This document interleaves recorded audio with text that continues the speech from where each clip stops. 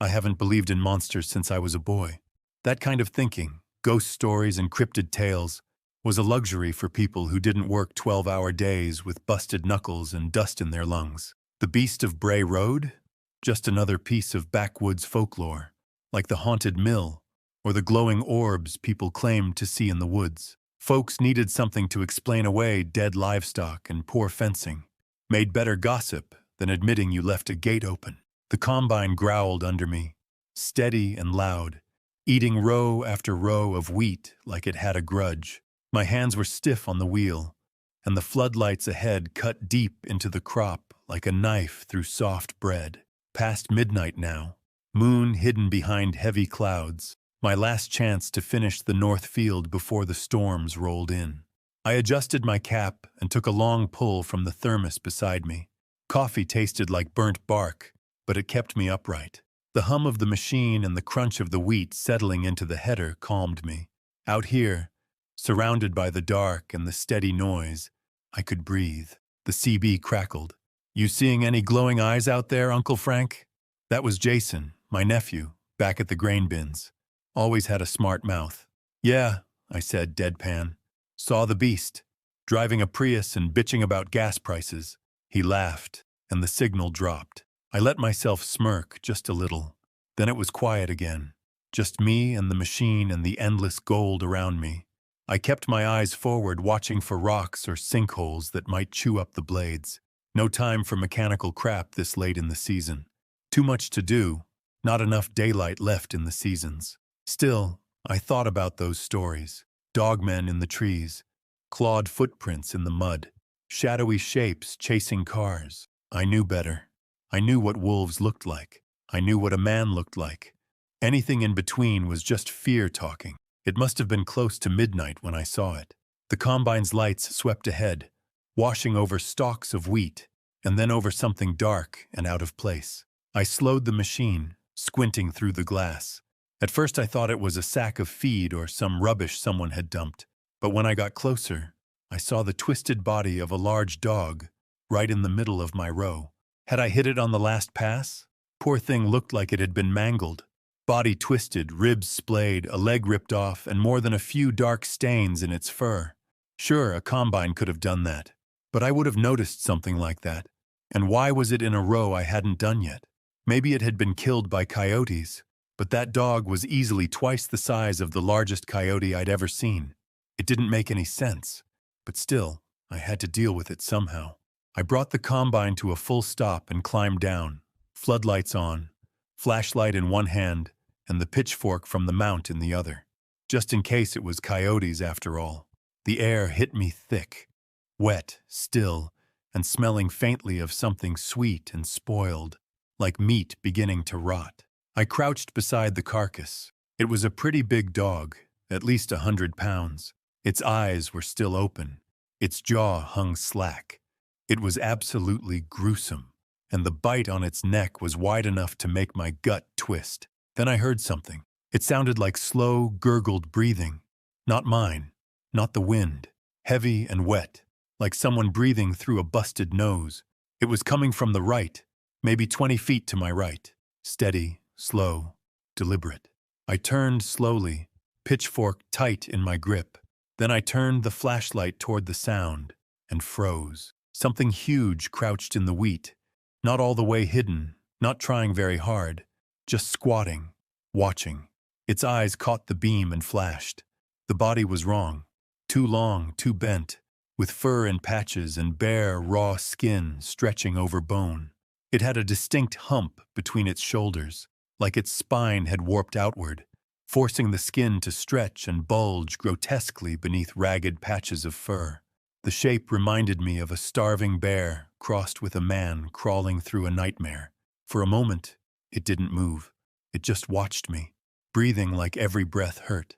Then it tilted its head, and it growled. I took one step back, then another. The pitchfork felt light in my hands. The thing slowly rose out of the wheat. It stood taller than any man I'd ever seen. 7 feet easy, and even hunched like it was. Its shoulders nearly blocked the floodlight. I could see its chest rise and fall, hear the low rattle in its throat. My mouth went dry. I didn't wait to see what it did next. I spun and ran, old boots slipping on loose dirt, flashlight bouncing wild shadows ahead of me.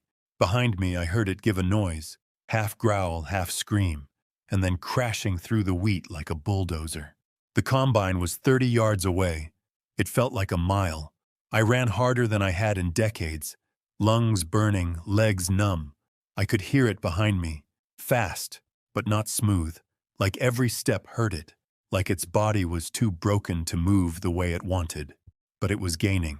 I didn't look back, just the sound of it breathing, snarling, wheezing like it was both dying and ravenous. 10 yards, 5. My hand hit the rail, and I pulled myself up on the platform, just as something heavy struck the side. The combine rocked with the impact. I couldn't help myself. I risked a glance, and there it was, furiously clawing at the ladder. For a moment it fumbled, its twisted limbs not quite figuring out the rhythm.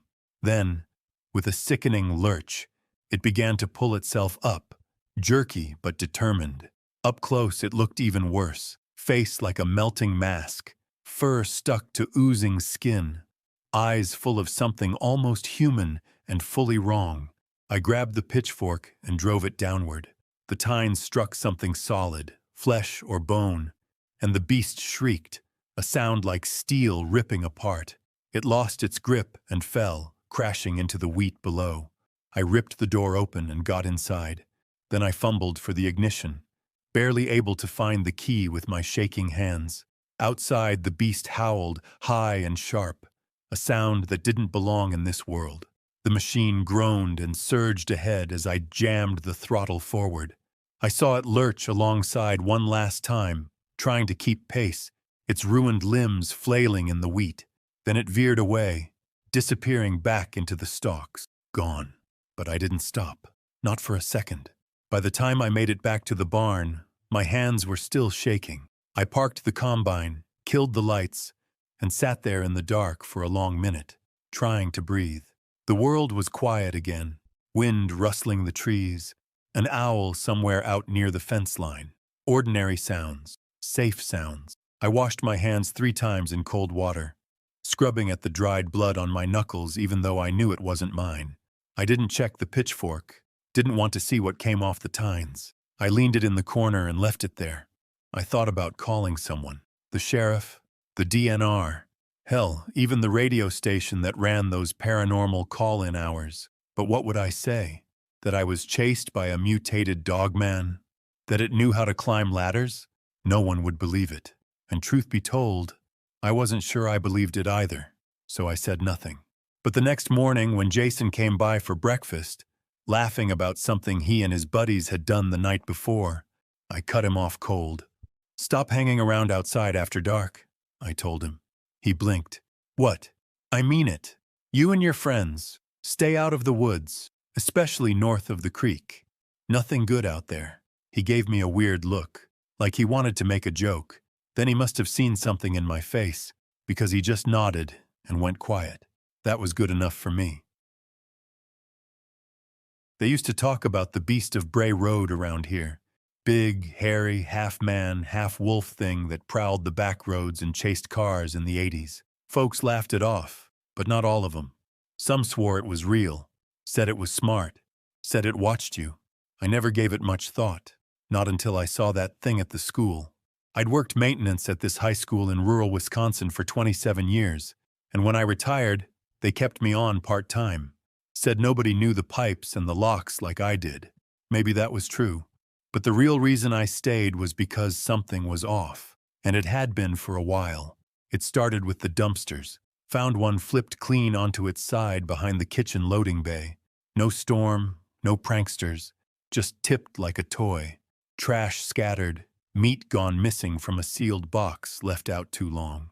Thought it was a bear at first, maybe even a big stray dog. But the smell, it wasn't right. Pungent, oily, with this sweet rot like a freezer full of spoiled meat. Then came the prints, greasy, misshapen smudges across the vinyl floors near the basement entrance. Way too big for a raccoon, even too big for a bear, too soft-edged for shoes. Once I found a broken tile near the boiler room stairs, like something heavy had slipped and tried to catch itself, left behind a long scratch on the wall. I mentioned it to Carla, the kitchen lead. She just laughed and said I needed a new hobby, so I made it mine.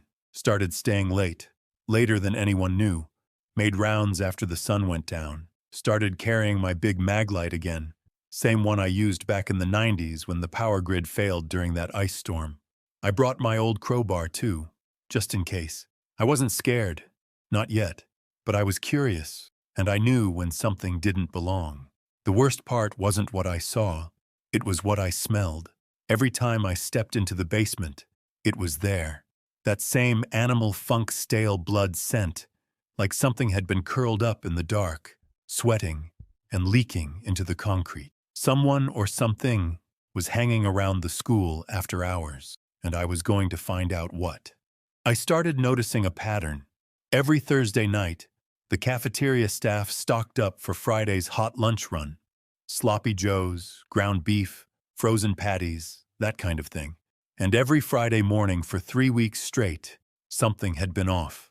Meat missing, floors smeared and covered in disgusting, undefinable stains, doors left open that had been shut. Carla blamed it on the delivery guys, but I'd been here long enough to know when shit isn't right. One night, I dusted the inside of the delivery door latch with baby powder. Come morning, the smudge was gone, replaced by a thick, greasy smear. And the meat locker? A complete mess. And down 15 pounds of beef. Something was getting inside. Then I found the print. In the waxed hallway near the gym entrance. One partial foot. One something else. Human-shaped, sort of. Toes too long. Ball of the foot too wide. Deformed. It was faint, but the grit and oil left behind outlined the shape clear as day when the flashlight hit it right. I took a photo, but the flash washed it out. Figures. Not that anyone would have cared anyway. The more I looked, the more I found. A streak of black fur caught in a locker hinge, deep gouges in a mop handle, and always that horrible stink. The worst was the night I came in to reset a circuit in the boiler room and heard a noise coming from the old maintenance tunnel, a place nobody used anymore. I stood there, lights off, listening to something move just out of reach, shuffling, breathing, sniffing. I didn't go in that night, but I started leaving the boiler room unlocked. Next time, I'd be ready. Thursday night, I waited. I left the lights off. No flashlight, no tools clanging around.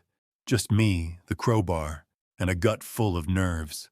I wedged the side door open with a rubber stop, killed the alarms, and slipped into the dark like I belonged there. The boiler room was humid and quiet, metal ticking softly from old heat. I left the cafeteria meat order untouched in the walk-in cooler. It was bait now. Midnight came and went, and then I heard it. Just past the boiler room wall, down in the tunnel, that same low breathing, the wet kind that stuck in your ears and got under your skin. Something big shifting its weight, dragging itself closer, sniffing. I stepped softly across the concrete floor and opened the tunnel door. The smell hit like a punch. Sour meat, old blood, wet fur. My eyes watered. I moved in. The tunnel stretched maybe 50 feet. Narrow, no lights, just old wiring and mildew-stained pipes. Halfway down, I saw it. A shape, hunched over, back to me, pawing at a crate of something I couldn't see. I lifted my maglite and flicked it on. The thing froze. It was bigger than I thought.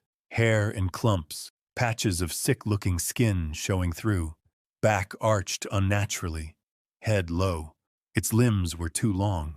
One of them twitched when the light hit it. Then it slowly turned.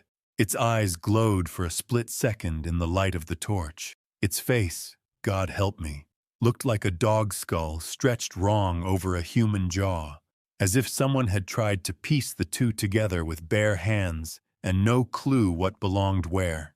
Eyes too deep, lips torn back, teeth yellow and jutting out at impossible angles. My stomach dropped. I felt cold all over. I've seen roadkill cleaner than that face.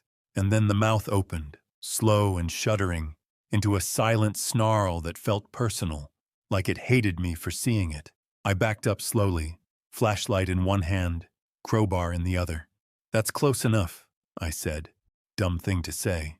Maybe I hoped it could understand. It didn't. It charged. It moved faster than I expected. Too fast for something that mangled. It howled, more like a scream than any animal noise I've heard, and barreled toward me with limbs swinging wrong, like its bones were broken, but still somehow functional. I swung the crowbar on instinct, caught it across the side of the head. It shrieked and reeled, but didn't fall. I turned and ran. The tunnel was barely wide enough. I clipped my shoulder against the wall, nearly dropped the flashlight. Behind me, it thrashed and scraped, those claws clicking on concrete as it gave chase.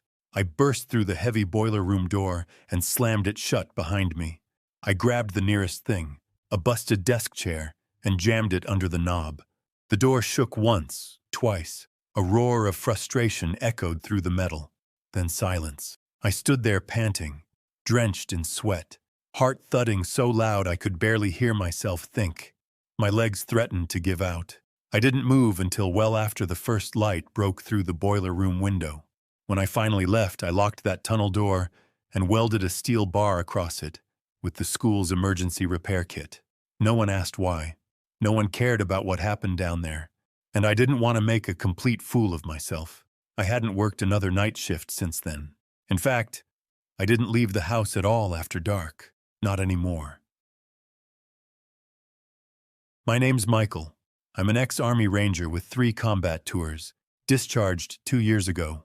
I've been suffering from sleep apnea and panic attacks ever since I got back from Iraq. Running seems to be the only thing that helps. When I moved here, I discovered an old quarry out in the woods, about 2 miles from town. Quiet, isolated, and just busted up enough to keep people out.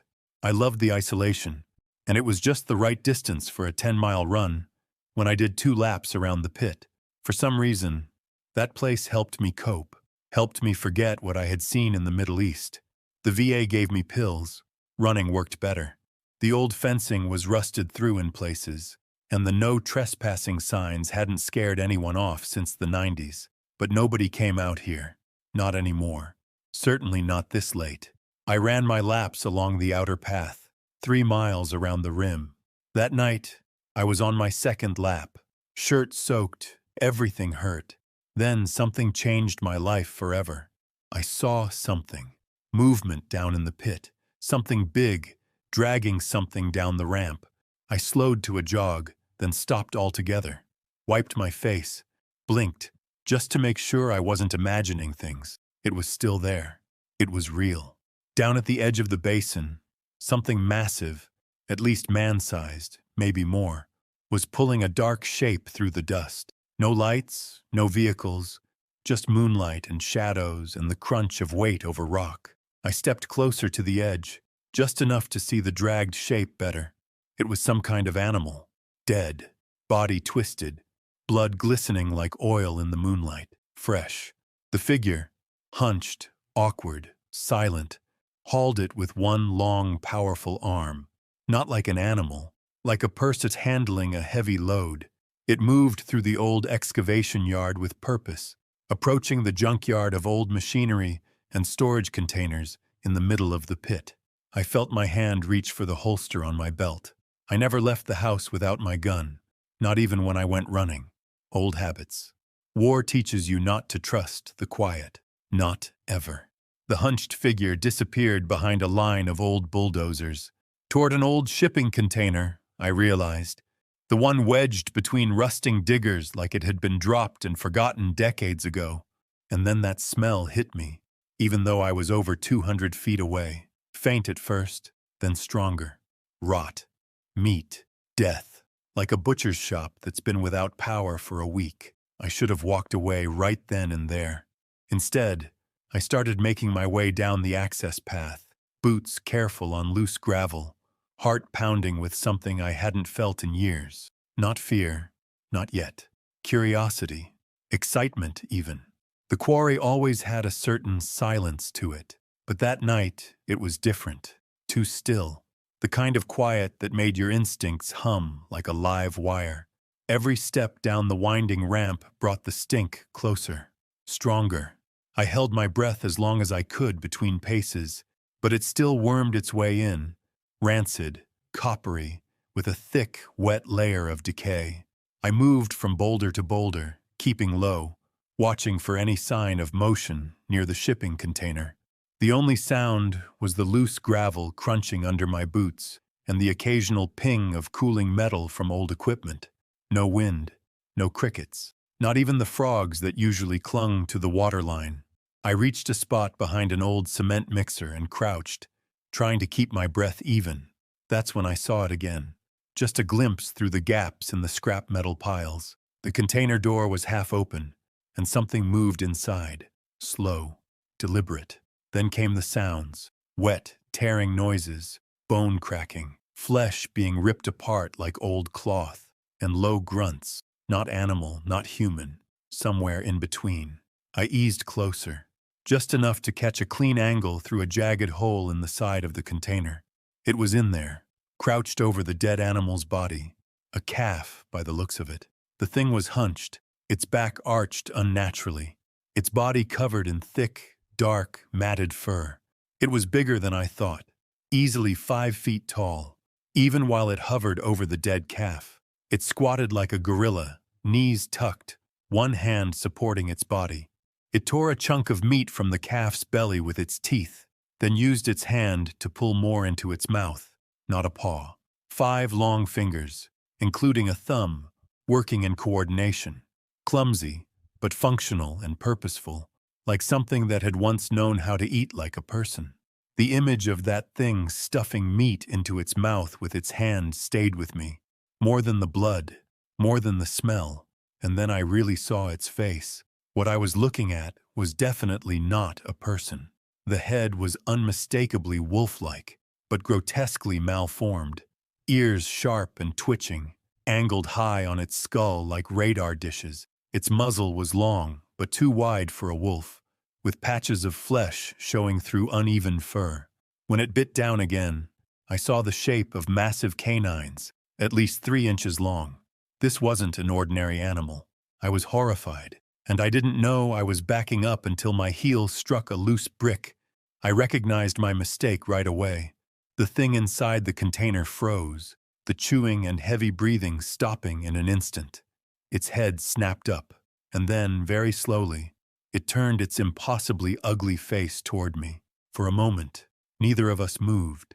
Its eyes, now clearly reflecting the moonlight, locked onto mine. Not dumb, not wild, aware, and angry. It unfolded from its crouch with a series of sickening pops, bones shifting under too tight skin.